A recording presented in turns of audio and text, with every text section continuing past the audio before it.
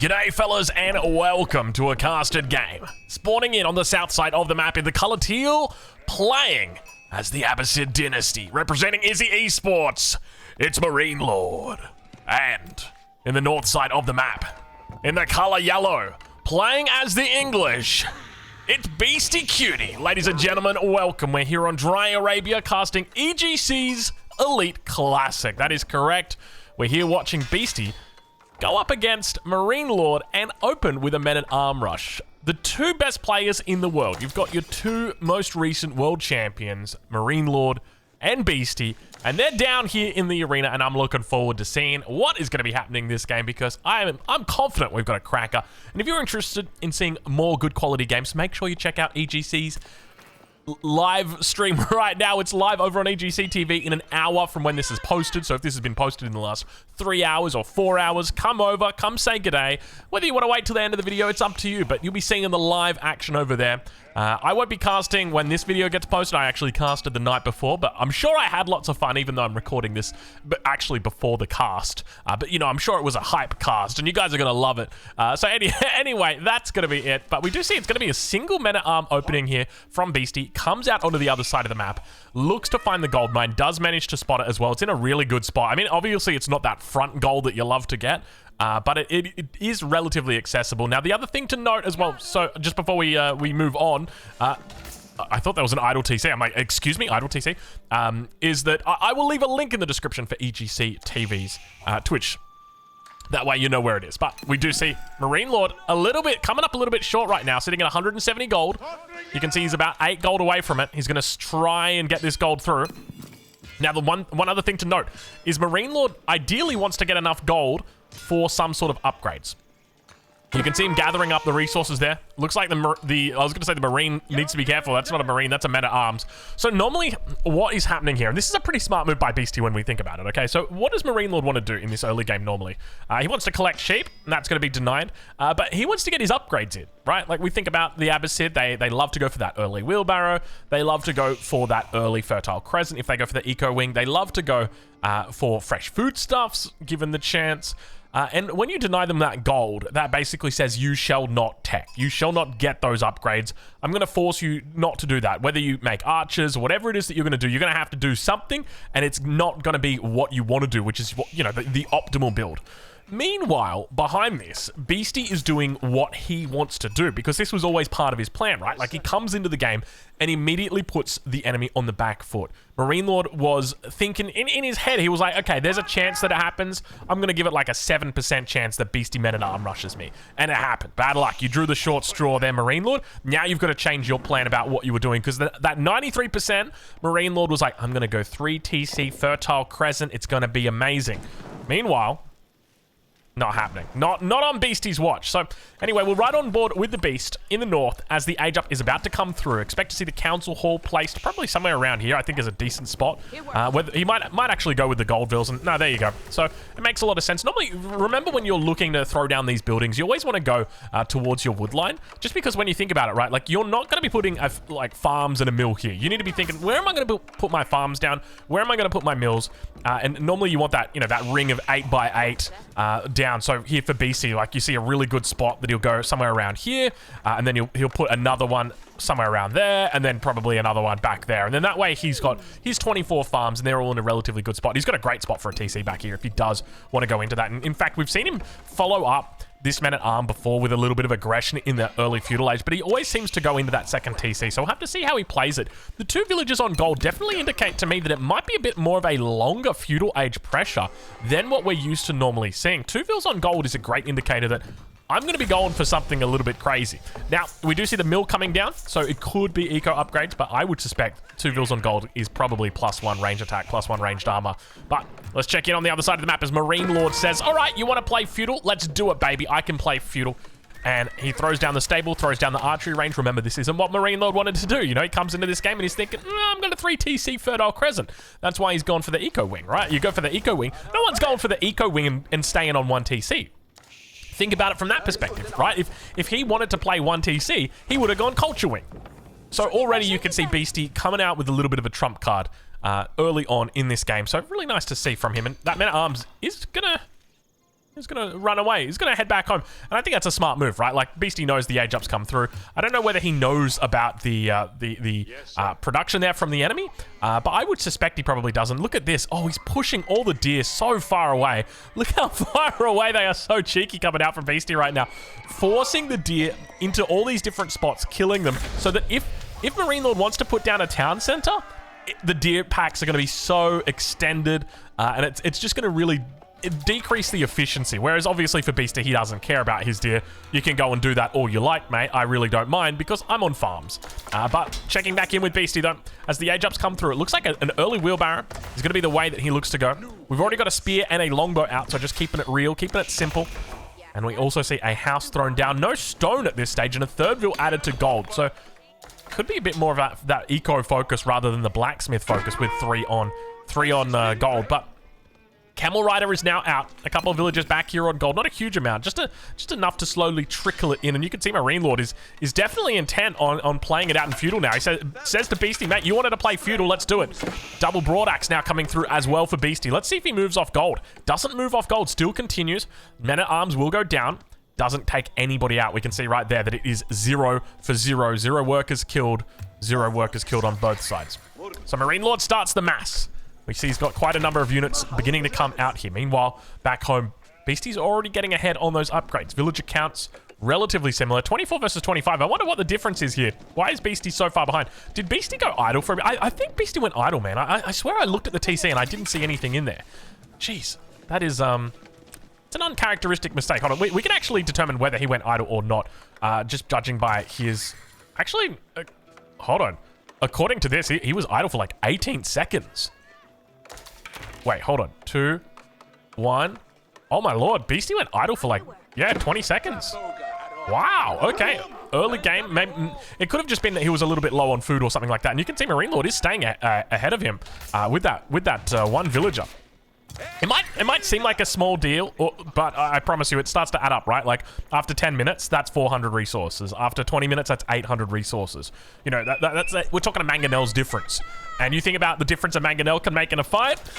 Yeah, now you're not laughing, are you, my friend? So that was pretty good. I don't know how I just came up with that. I feel like that was pretty decent. What do you guys reckon? Somebody write that on my Wikipedia page. Famous quotes from Drongo. I don't even remember what I said, but I felt like I touched a certain special place in my own heart. Anyway, we move on. We move forward, and Beastie still not looking to take that stone. So this is an interesting style from him. Normally, we do see him when he goes for this little bit of early aggression, he'll follow it up with the second TC, but really just going straight into the council hall and just spamming out units. And we can see he's still making plenty more longbowmen back here. Looks like the mining camp going to be coming down. Obviously, Marine Lord's already hit that +1 on the House of Wisdom. But the numbers are starting to fall off here. Now, he's still making units, but just not as many. Marine Lord also looking for that wheelbarrow upgrade. So both players picking up an early wheelbarrow here. Great to see. I remember casting many a Vortex game where he'd be getting the wheelbarrow through at like the 32-minute mark. And it was the classic Spanish brother wheelbarrow timing.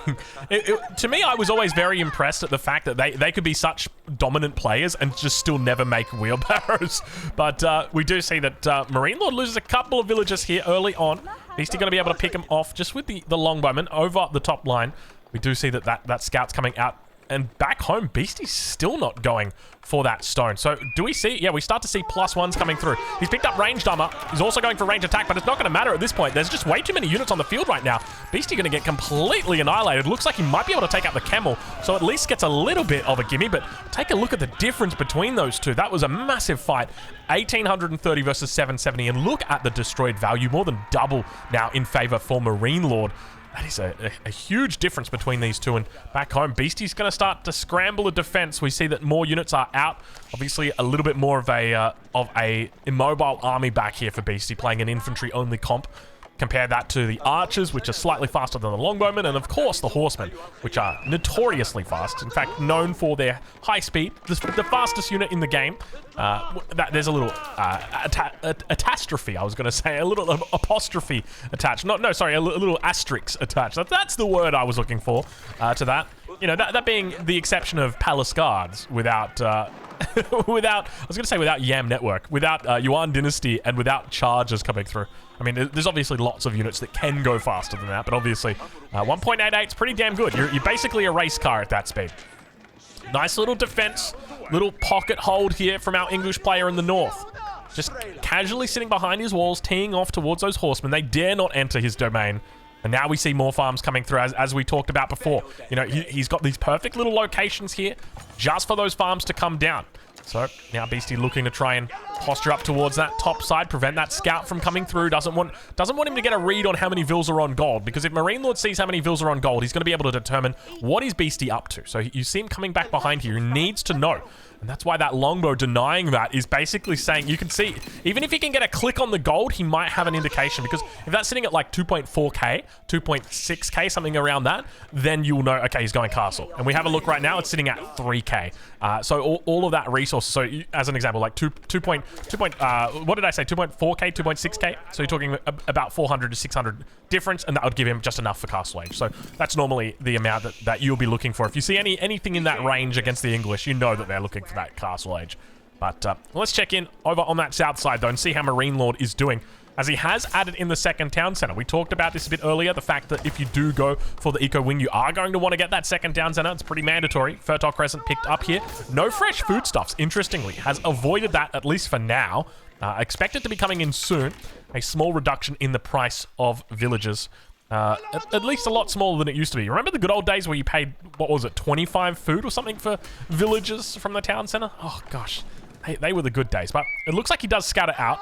Throws down the outpost as well, BC does. A little bit fearful that an enemy attack might come in and look to focus down those villages. But we've got ourselves just a little bit of a lull period here. A little bit of a, I wouldn't say a stalemate, but rather a calm before the storm inevitably is going to happen. Because I don't know about you, but Beastie's got one villa on gold. And if there's one thing I know about having one villager on gold, it's that you're not particularly intent on aging up to the castle age.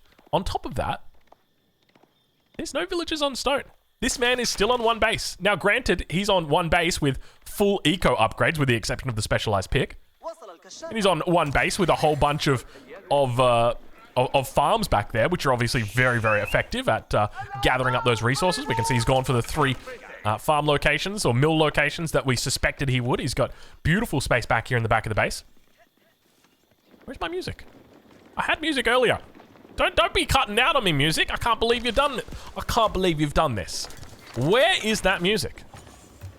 All right, well, we'll have to ride on board with it, with Beastie while we wait for our music, because to be honest, there's not as many units as I thought here. Okay, never mind. Okay, Beastie puts 14 vills on gold, and he says, okay, we're just going to be going up. And I think that's part of what I was just about to say, is like, there's a surprising lack of units here. I felt like Beastie should have been sitting on, you know, maybe double to triple the amount of spears for what he's got here, but oh, there's a couple little more in here, but not a huge amount. So he's going to go through for the castle age, so almost certainly going to be looking for the King's Palace here. Normally, if you go for that one town center throughout the feudal age, you want to be looking to double it up on the castle age. The alternative, of course, is that you can go 2 town centers in the feudal age and then go up with the White Tower, which is definitely one of my favorite things to do. That White Tower is just so amazing. Honestly, if the White Tower didn't even have, like, let's say the White Tower was just like a Burgrave, right? And instead it was just like, hey, you get a 200% bonus against all units, and you can just make stable units and barracks units and archery range units and seed workshop units. I'd still be like, that's sick. That's actually sick. It's literally just like the Burgrave that can do everything, and it's a slightly faster one. And on top of that, it also shoots, which is kind of crazy. But we can see right now, Beastie going to be looking to defend here. He's going to have to wait for that castle age.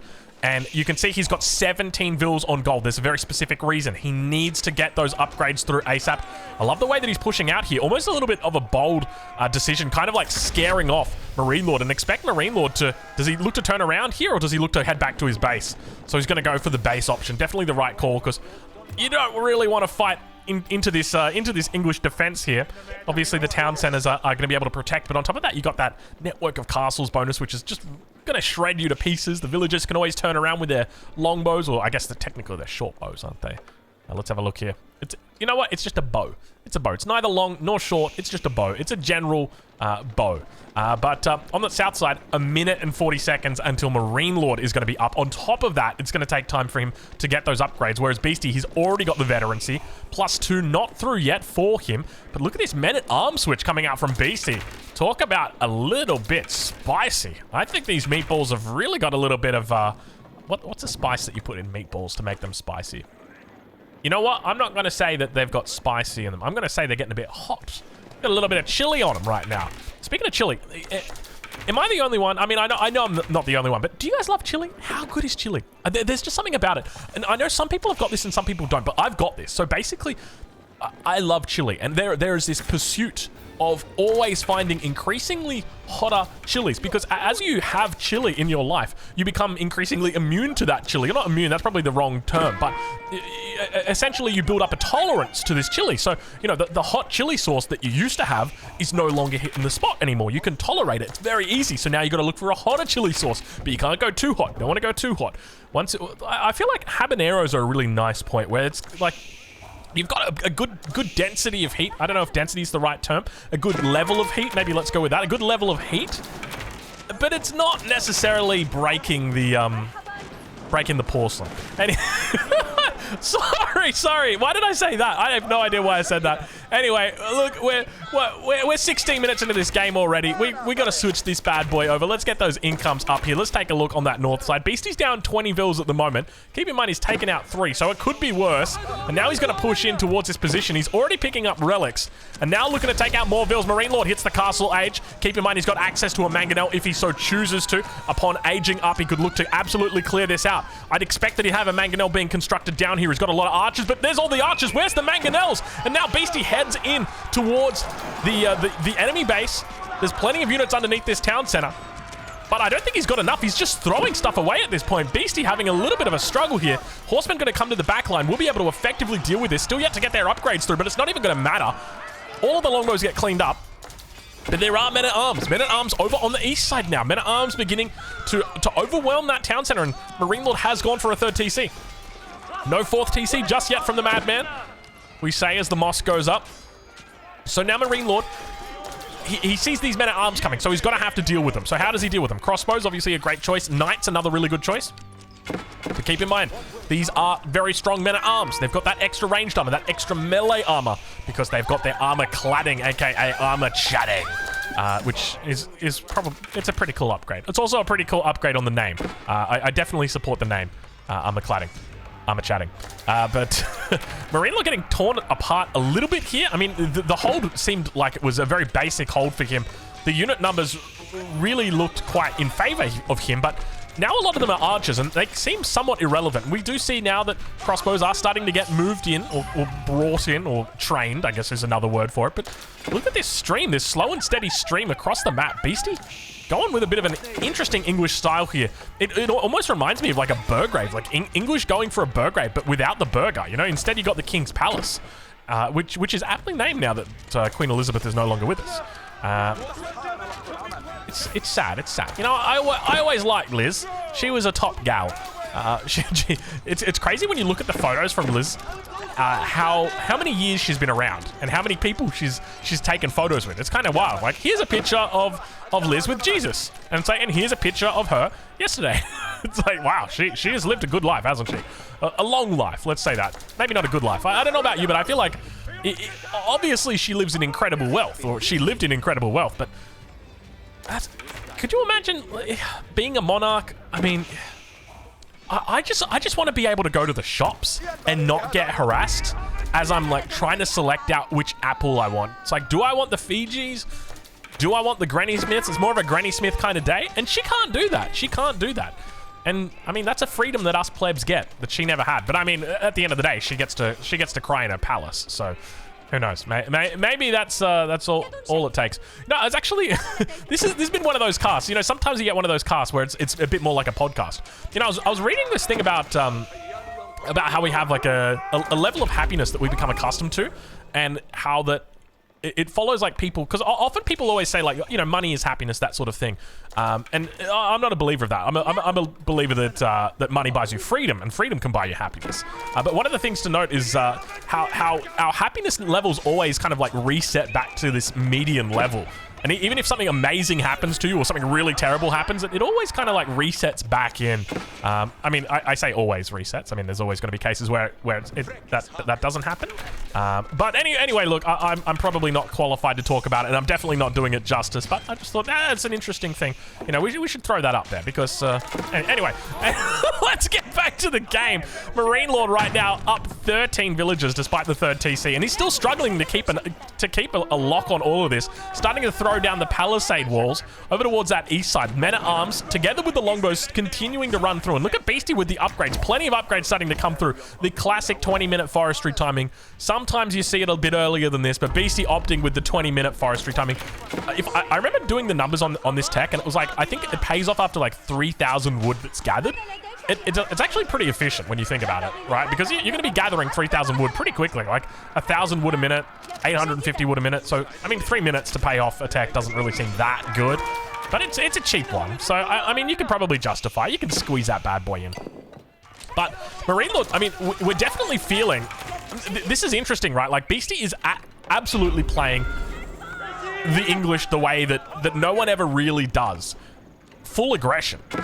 Insanely aggressive. Well, I say that, like, don't get me wrong, English is an aggressive civ when you think about them in the feudal age, but in the castle age, it's more of like a sit back, wait, build your mass kind of thing.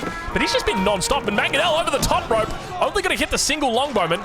Pretty decent dodge there. Men-at-arms going to continue moving forward. Not a significant amount of crossbows here, only the 3. And Mangonel manages to hit a couple more on the back line. We can see the Monk also coming out, looking to tank up a little bit of damage from those veteran horsemen. An expensive tank, but a tank nonetheless. And now it looks like the Mangonel trying to get repaired up. He's going to be able to find it, brings it back to the wood line, gets another shot off. Only going to hit 2 of them, and then we've got a sacred victory approaching as Beastie takes all 3 of the sacred sites, and Marine Lord starts to struggle here. He manages to repel this attack back.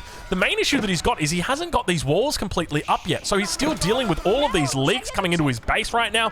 It is a tough time for Marine Lord. He needs to call a plumber or something because this is terrible. It feels so bad playing against this, and even Marine Lord, you know, one of the best players in the world, is struggling against this style. You can just see right now that he's really having a tough time. But so now we got Sacred Victory approaching. Expect to start seeing keeps coming down. There's another. Where's the other large gold vein? We've got one down here, one over on this backside, so very, very far away. Beastie not going to be too focused on securing those golds, but we do see those numbers really starting to push through. The Men-at-Arms are actually taking over. And Marine Lord, why is he not moving into Knights? I would have thought he would have moved into Knights. Maybe he doesn't have the gold for it. I mean, the gold income's not amazing, but even right now, he's got the gold to get 11 Knights out. And even 11 Knights here would just be so incredible to hold this. He's really struggling right now. And once again, it's the lack of walls. I mean, I know we often talk about, you know, the concept or the idea of the no-wall challenge, but Marine Lord, probably not a good game to be doing it right now. We're talking about one in the EGC Elite Classic. There's money on the line here. Towards the middle of the map, though. Our keep is going down. Beastie really putting on the pressure. The pressure is relentless from Beastie, honestly. This is impressive stuff, getting to watch him do this. You know, I remember reading, I think it was a comment on YouTube or a comment on Reddit, and it was basically like, you know, Marine Lord gets out on the map and just resigns. Never mind. That's not what the Reddit comment said. I'm not going to have time to tell you what it said, but I am going to have time to tell you that was a pretty decent game coming out right there from Beastie. No mistakes made from him. Maybe a little bit of idle time, but other than that, absolutely perfect. Go check out EGC TV. I'll leave a link in the description. I'll catch you guys in the next one. Thank you so much for watching.